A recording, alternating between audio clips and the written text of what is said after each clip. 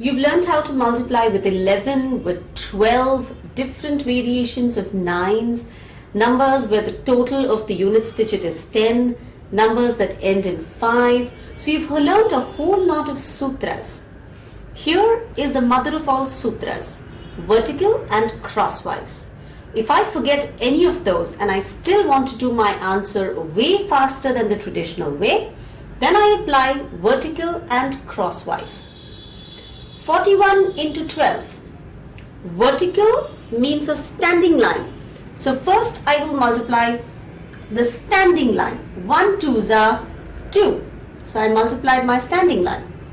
Cross, like this and like this. 1 1s are 1 plus 4 2s are 8. There's 9. And then again vertical. 4 1s are 4. I simply follow the IXI principle. Vertical and crosswise is easily referred to as IXI. Let's look at this one. 4 2s are 8.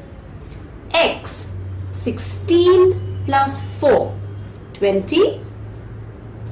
8 1s are 8 plus 2, 10. The only important rule to remember is that we write one digit at a time till we reach the end. So when I got 20, I carried over the tens place and wrote down the units place. One more sum. Vertical, 5 1s are 5. Cross, 15 plus 8, 23. 8 3s are 24 plus 2, 26. So my answer 2635. Thank you.